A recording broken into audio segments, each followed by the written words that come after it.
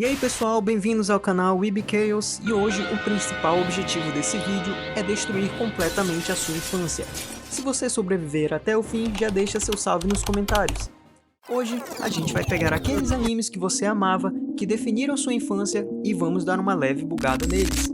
Preparei aqui uma lista com 7 teorias de fãs que são tão boas que fazem você olhar para tudo de um jeito diferente.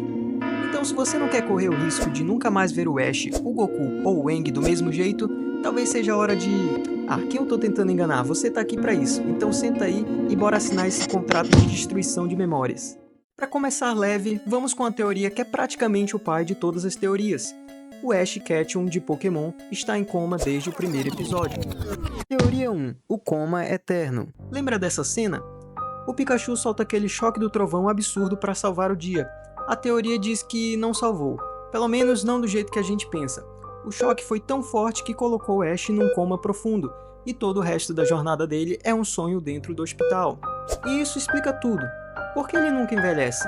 Porque no sonho dele, ele é eternamente um garoto de 10 anos. Porque toda a cidade tem uma policial Jenny e uma enfermeira Joy idênticas. Porque são as únicas enfermeiras e policiais que ele lembra do mundo real. E os amigos dele, Misty, Brock, são manifestações da personalidade dele. O Brock é o instinto protetor e a libido reprimida, o que é meio bizarro. E a equipe Rocket, a personificação da ansiedade e dos obstáculos que ele não consegue superar. É genial e sombrio. Próxima teoria. Teoria 2. Goku nunca foi herói. O egoísta cósmico. Agora vamos falar do cara que salvou a Terra umas 500 vezes? Goku, o maior herói de todos, certo? Errado.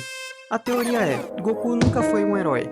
Ele é só um cara viciado em luta que, por coincidência, acaba salvando o mundo no processo. Pensa bem, ele deixou o Freeza chegar a 100% do poder só pela emoção da luta. Ele deu uma semente dos deuses pro céu, o vilão que queria explodir tudo, só pra lutar de igual para igual com o Gohan. Seria ele o paizão do ano? Ele podia ter evitado a volta do Vegeta com o Majin Buu, mas não, preferiu uma lutinha. Quantas vezes Goku podia ter resolvido tudo com um teletransporte e um Kamehameha, mas preferiu deixar a coisa escalar pro fight ficar mais interessante? Ele não luta pela justiça. Ele luta pelo parquinho de diversões dele, que no caso é o universo. O resto é consequência. Teoria 3. O protagonista trocado. Sasuke era o verdadeiro herói. Falando em protagonista, e se a gente assistiu Naruto o tempo todo pela perspectiva errada? E se o verdadeiro protagonista com a jornada de herói clássica não fosse o Naruto, mas sim o Sasuke? Pensa na estrutura. Sasuke tem a vida destruída por uma força maior, o que o joga num caminho de vingança. Ele busca poder, treina com mestres sombrios, enfrenta seus demônios internos, descobre uma verdade que muda tudo sobre seu passado e, no fim, busca redenção e tenta criar um novo mundo à sua maneira. Isso é uma jornada de protagonista de livro. Enquanto isso, Naruto é o obstáculo com bom coração. Ele é a força da natureza, quase um coadjuvante superpoderoso que reage ao caminho do Sasuke, tentando trazê-lo de volta. A história inteira é movida pelas decisões do Sasuke. Naruto corre atrás. A gente só torceu pro cara errado o tempo todo. Kishimoto revelou em entrevistas que, inicialmente, ele criou o Naruto sozinho. Foi o editor dele que falou, Naruto precisa de um rival, e assim nasceu Sasuke. Acontece que Kishimoto se apaixonou pelo personagem. Ele admitiu que achava Sasuke muito mais interessante e divertido de desenhar do que o próprio Naruto, por causa da sua dor e complexidade. Teoria 4. O jogo da mente. Yugi e seu amigo imaginário apelão. Beleza, saindo do soco e indo pro baralho, Yu-Gi-Oh! O coração das cartas, a amizade, o poder de um faraó de 5.000 anos ou um caso bem sério de transtorno dissociativo de identidade. A teoria diz que Yugi, um garoto que sofria bullying pesado, não libertou um espírito ao montar o enigma do milênio. Ele criou uma segunda personalidade para lidar com o trauma. O Aten ou Yami Yugi é tudo que o Yugi não era, confiante, destemido, um pouco cruel no começo e ridiculamente bom em jogos de carta. Essa personalidade surge para protegê-lo. Os Jogos das Trevas são a forma como a mente dele processa a vingança contra quem o maltratava. A série inteira não é sobre magia, é sobre um garoto aprendendo a integrar essa personalidade forte e a se tornar uma pessoa completa e confiante por conta própria. O duelo no final entre Yugi e Aten não é para libertar o faraó, é o Yugi finalmente provando que não precisa mais dessa muleta psicológica. Pesado, né? Teoria 5. A metáfora digital. Digimon e a depressão. Ok, essa aqui é para pegar no coração. Digimon sempre pareceu mais sério que Pokémon, né? crianças sendo sugadas para outro mundo, com parceiros que morrem e voltam. A teoria é que Digimon nunca foi sobre monstros digitais, sempre foi uma metáfora para a depressão, abandono e problemas da infância. Cada Digi escolhido representa um problema.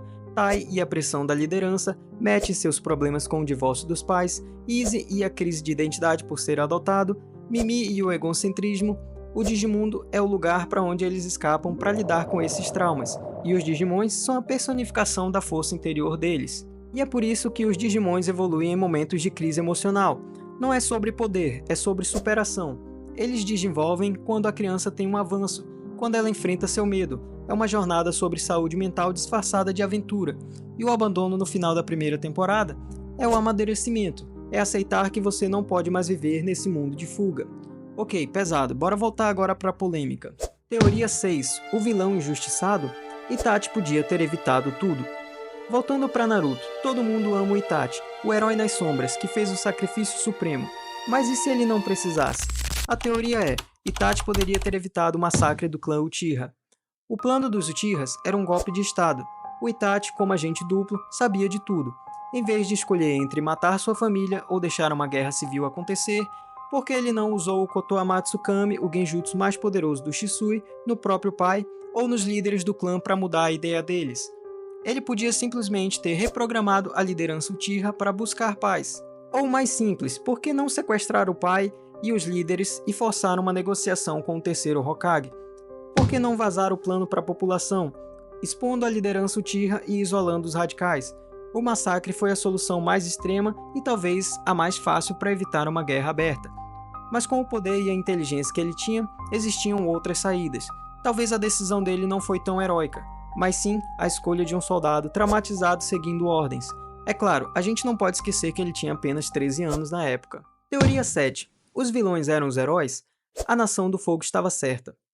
E para fechar com a teoria que vai fazer vocês brigarem nos comentários, a Nação do Fogo de Avatar estava certa. Calma, larga a pedra aí e me escuta primeiro. Esquece a propaganda do mal puro. A teoria diz que o Lorde do Fogo sozinho não queria só poder, ele queria unificar um mundo caótico. Antes da guerra, o mundo era um caos de nações isoladas e reinos que viviam em conflito. A Nação do Fogo era única com tecnologia, indústria e uma visão do futuro globalizado. A guerra foi brutal? Sim, mas o objetivo final era criar uma única nação, estável, próspera e tecnologicamente avançada, acabando com as guerras para sempre. Pensa nisso como uma revolução industrial dolorosa, mas necessária. A equipe Avatar, nessa visão, não está lutando pela liberdade. Eles estão lutando pelo status quo, por um mundo antigo, fragmentado e que não funcionava mais. Eles são conservadores tentando impedir o progresso.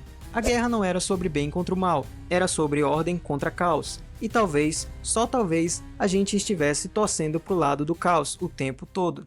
E aí, mente bugada? Infância destruída com sucesso? De todas essas, qual te chocou mais? A do Goku egoísta, a do Yugi no psicólogo ou a da Nação do Fogo Donald Trump? Deixa aí nos comentários qual teoria você mais gostou e, mais importante, seu feedback é ouro. Se quer ter orgulho de fazer parte da história desse canal desde o começo, não esquece de se inscrever e deixar o like e até o próximo vídeo.